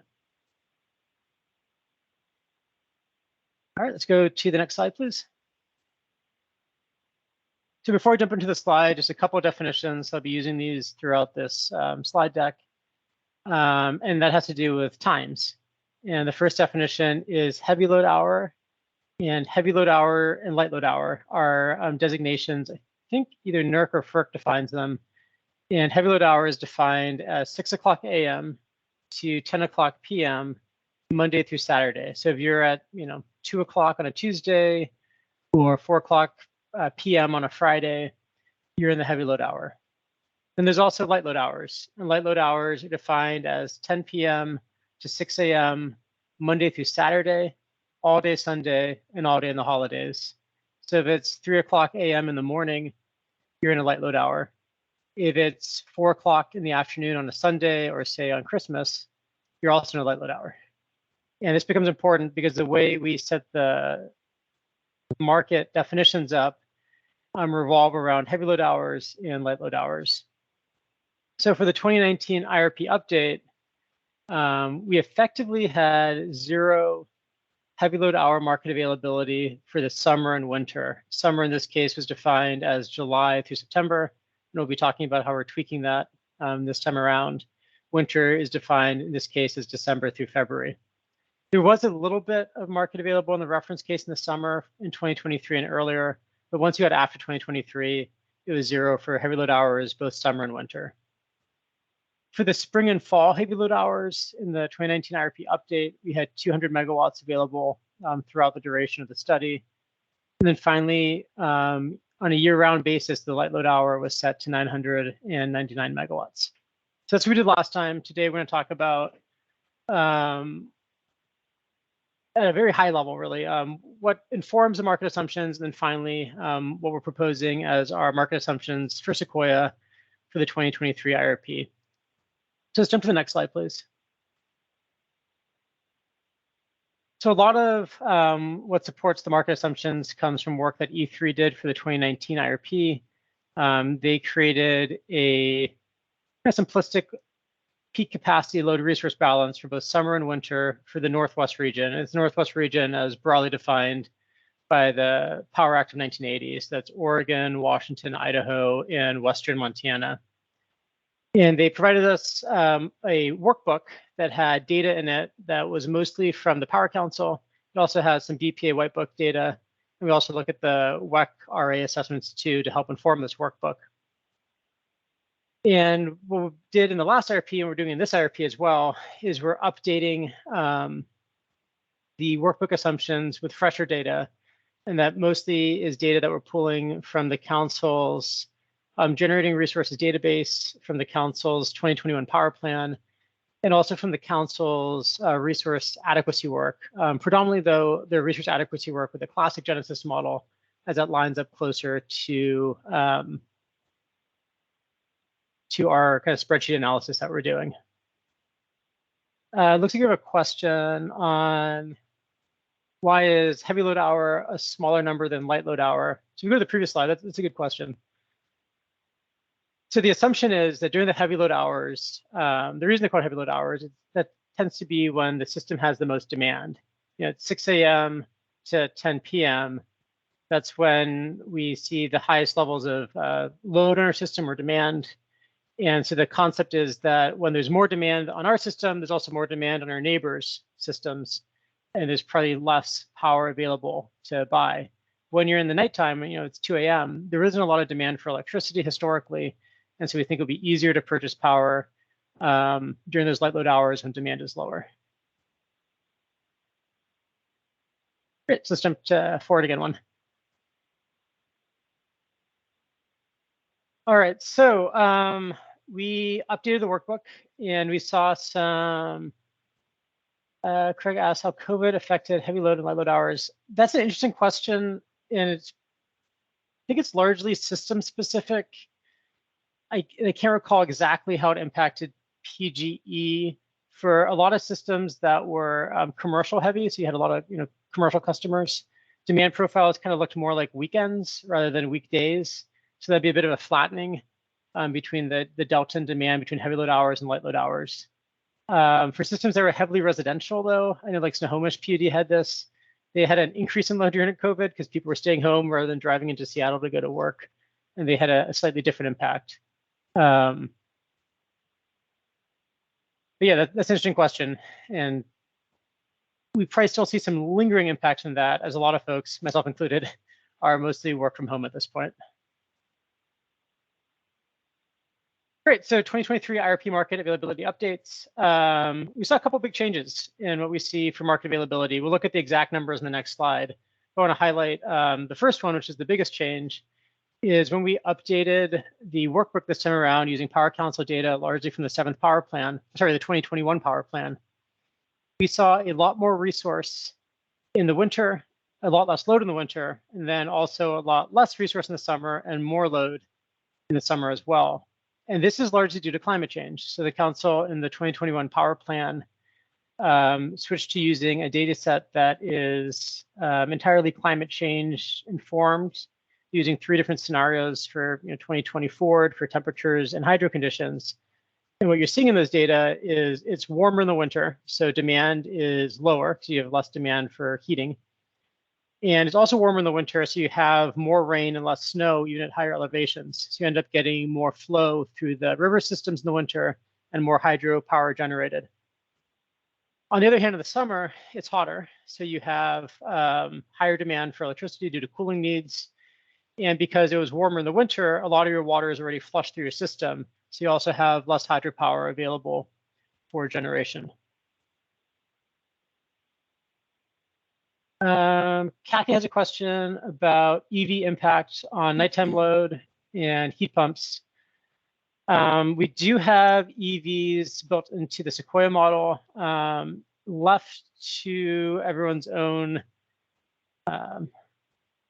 If we don't do anything with EV load, we expect it to be mostly hitting us in the evening hours, like hour ending 18 through 22. So it's like 6 o'clock-ish through 10 o'clock. If we end up adopting EV demand response programs, hopefully we can shift that to the night. And yeah, that would have an impact on nighttime demand. And then we also have some incorporation of building electrification in our model. And that would be increasing winter demand as well. But what we are seeing right now, again, out of the council data, is winter looks a little bit less challenging in the council data, at least for adequacy, whereas summer looks more challenging, and that's largely due to climate change. We are also going to be changing the summer and winter month definitions. Previously, summer was defined as July 1 through September 30. And as I'm sure most of you know, we had the heat dome last year in June, and this year we had some very hot temperatures in June as well. So we're changing our definition of summer to start now on June 15th to try to incorporate more of those June heat events that we've been experiencing. For winter, the old definition was December 1 through the end of February. We're going to be modifying that as well to November 16th through March 15th to also allow for incorporation of winter events that are occurring either early in the season or late in the season. The most recent event like that occurred in March 2019, where it got fairly cold in late February and early March. And then lastly, we talked to our real-time folks about our light load market assumption, which is 999 megawatts. And one piece of feedback we got from them is if it's a really mild day out there, yeah, you can probably get that. But if you are in a very high demand day, it might be hard to buy 999 megawatts even in the light load hours. So we're proposing to do this time around is have a scalar or a kind of range for the light load market availability at the high end. So this would be during the mildest load days and still be 999 megawatts. At the low end, and this should be during the highest load days, the highest demand days, it would be reduced to 200 megawatts. And let's go ahead to the next slide. Craig has a question in the chat. I don't know that off the top of my head. Andy is in the chat as well. Andy might know that, if you can chat that in. I want to say it's like 2 to 5 megawatt hours per year.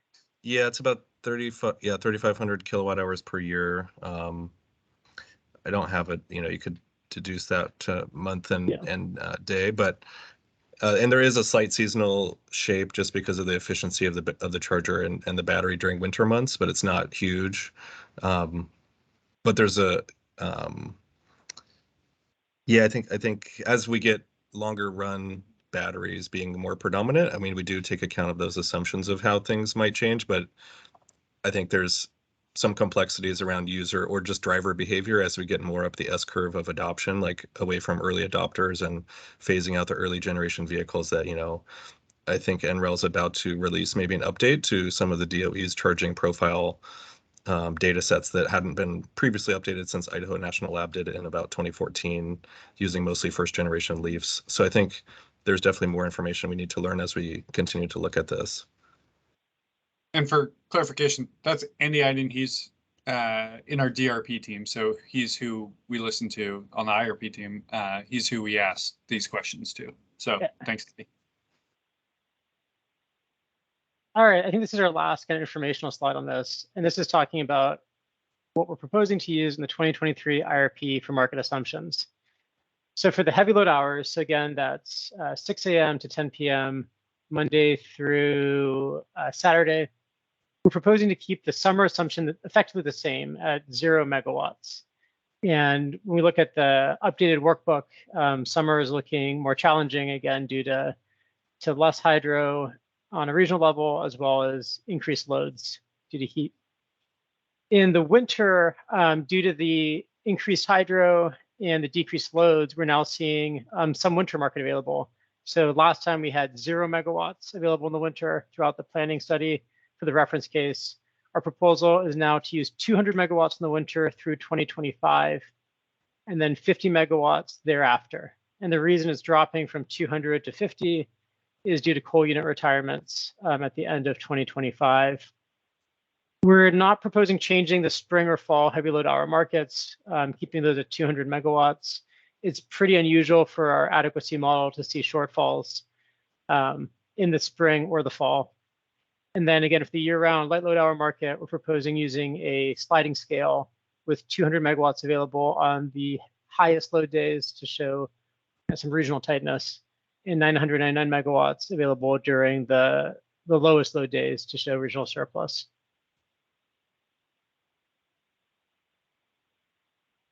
Joshua, do you have a question? Hey, Tomas. Thanks for the presentation. I had a question about this market assumption proposal. Knowing that Portland General is participating in the Western Resource Adequacy Program, which,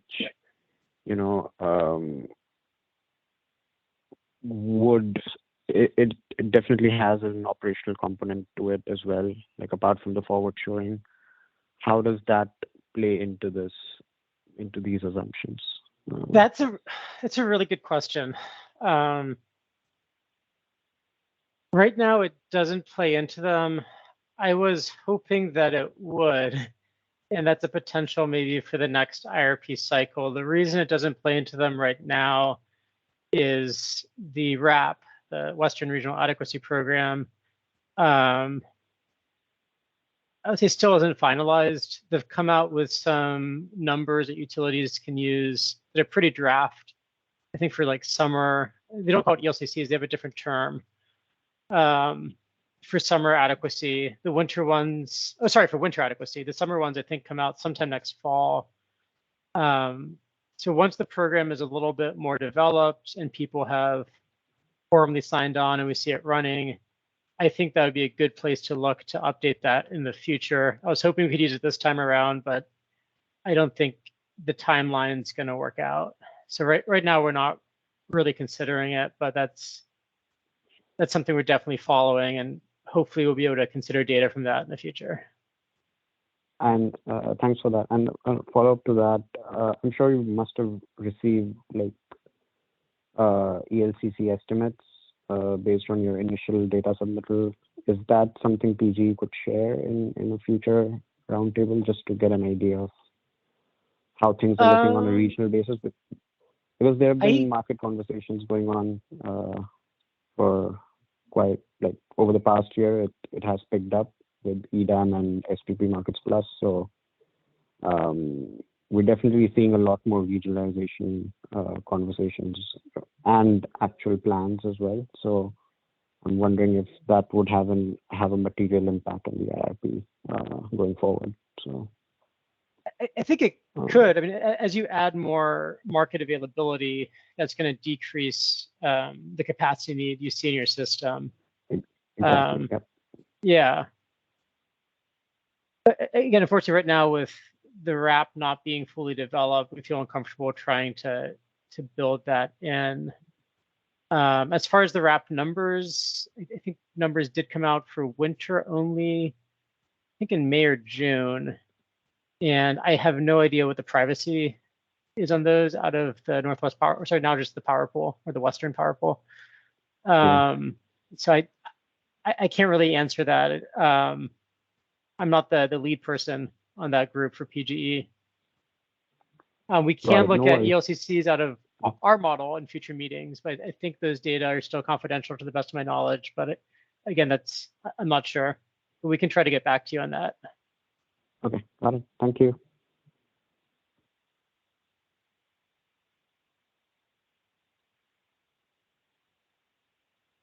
Tomas, Craig also has a question.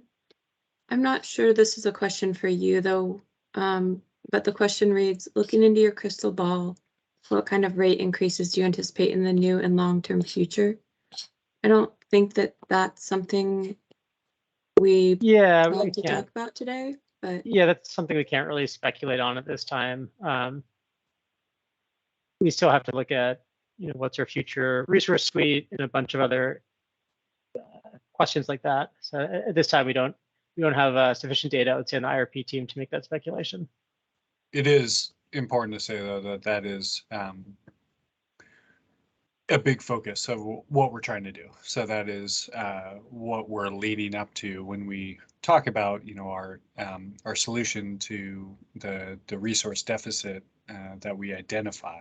We will be taking a very hard look at those rate increases and seeing. We just, we don't have the crystal ball today, but that will be the the focus, or a giant focus of the IRP going forward. And so all we can say now is certainly invite you to continue participating in the process, because it's important that we have a robust conversation about potential rate increases.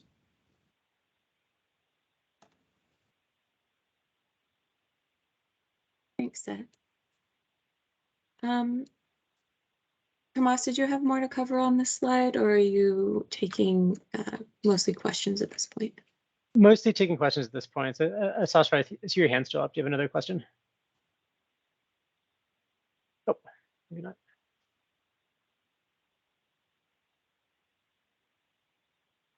Any other questions from folks?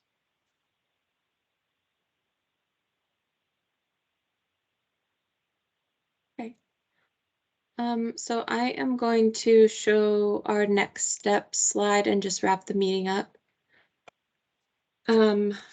For feedback on the House Bill 2021 presentation, we would love to hear from you before October 1st. There's a link to our feedback form there on this slide, and it's permanently on our public meetings page. Sorry, I just got a baby handed to me, so I'm using one hand at the moment. Oh, the recording from this meeting will be on our website as well in about a week. And then make sure to add these dates to your calendars. All of our meetings will be 9 to noon for the rest of the year. So add those dates to your calendars so you know when they are, and I'll continue to send out reminder emails as well. That's all we have for you today. Feel free to get in touch with us. Otherwise, enjoy the rest of your day, and we'll see you at the next roundtable meeting.